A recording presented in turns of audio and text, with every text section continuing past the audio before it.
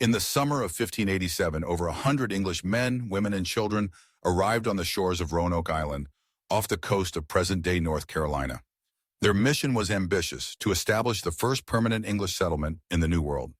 Led by John White, an artist and friend of Sir Walter Raleigh, these colonists carried with them high hopes, dreams of prosperity, and the resolve to carve out a future in an unfamiliar land. Yet, just a few years later, every soul had vanished, leaving behind only cryptic clues and an enduring enigma that has fascinated historians for over 4 centuries. The story begins with the colonists' arrival. Initial encounters with local Native American tribes were uneasy but not overtly hostile. The new settlers quickly realized the challenges of survival. Food was scarce and relations with neighboring tribes grew tense. With supplies dwindling and morale low, the settlers persuaded John White to return to England for help. He made the long and perilous journey, promising to return swiftly. However, White's voyage back was derailed by the outbreak of war between England and Spain. 3 agonizing years passed before he could secure passage and return to Roanoke. When John White finally set foot on Roanoke Island in 1590, he found the settlement deserted. There were no signs of violence, no bodies, and no clear evidence of what had transpired. The only clues were the letters CRO carved into a tree and the word Croatoan etched into a post of the palisade. White interpreted this as a message indicating the colonists had relocated to Croatoan Island, now known as Hatteras Island. Yet bad weather and dwindling supplies forced White and his crew to abandon their search, leaving the fate of the colony shrouded in mystery. Theories about the disappearance abound. Some suggest the colonists perished from starvation, disease, or exposure, victims of the harsh realities of the New World.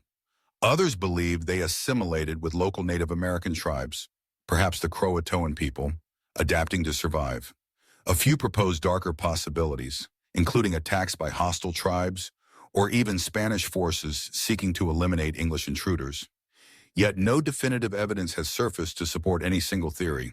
Historical accounts offer tantalizing hints but few answers. Later English explorers claimed to have seen Europeans living among Native Americans, and some tribes recounted stories of light-skinned ancestors. However, these anecdotes remain unverified, their origins lost in the mists of time.